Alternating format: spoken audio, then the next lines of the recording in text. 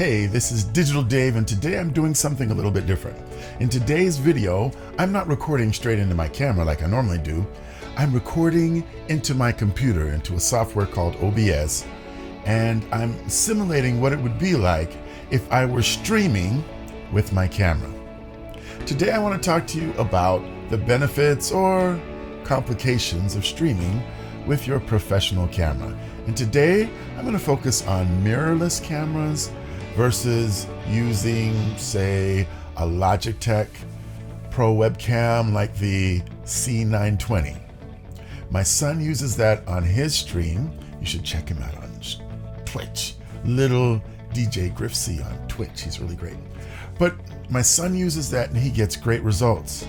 I gave him my former camera, a Sony a7R III, and he actually prefers using the Logitech. It's simple.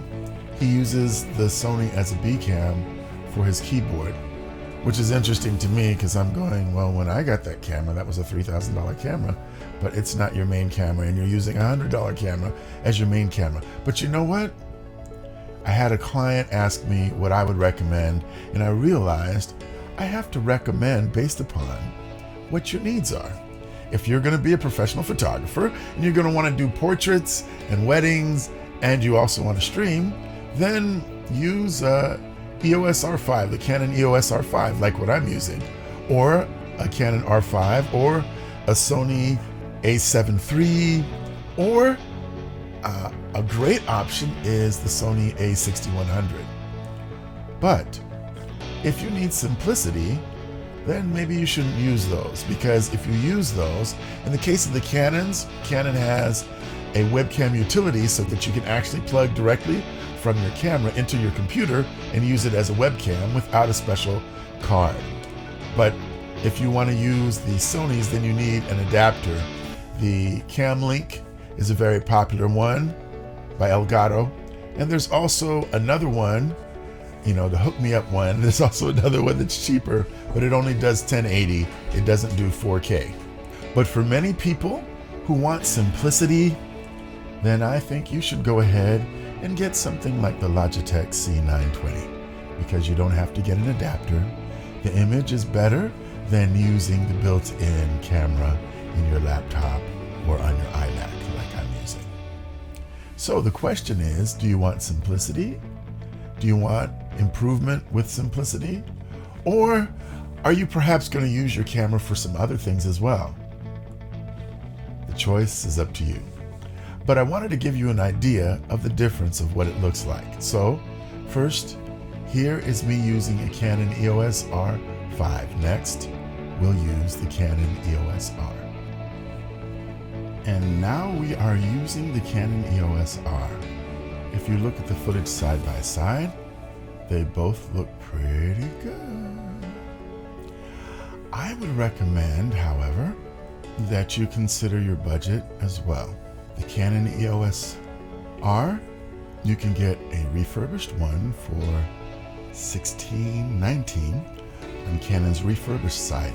And what I would highly recommend you consider doing is getting a refurbished Canon EOS RP. You can get one of those for $8.99. That would be a great idea for this application. If you're interested in getting around a $600 or $500 price using Canon, you can use the Canon EOS M50. Of course, if you want that shallow depth of field, then instead of the kit lens, you're also going to want to spend another $100 and get a lens that has the shallow depth of field. And then others have recommended the Canon EOS M200.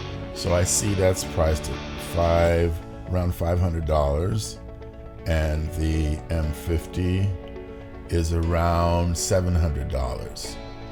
So if you're happy using the kit lens, that's great. But if you want that shallow depth of field, then add another $100 to your budget. Now let's think about Sony. With Sony, I would recommend getting the a6100 as a great option, and that's right around $750. If you would like to get a slightly better, you could do the a6400 or a6600. And then when you get up to the A7 III.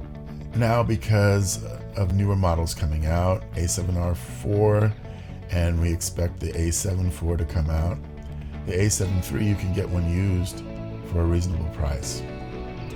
So the conclusion of the matter is this. I'm going to show you next a clip of my son streaming using the Logitech C920.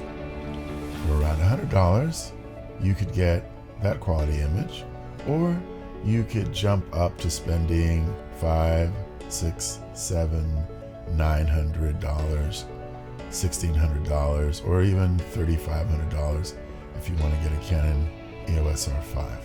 So the choice is up to you, but I would recommend simplicity. You do not want to get a more complicated experience than what you really want. So if you're interested in photography, then learn on an affordable camera. After you get the basics down, then upgrade to a more expensive camera. So if you know that you're going to want to dive deep, then maybe you jump in around the $1,000 mark and you get the Canon EOS RP.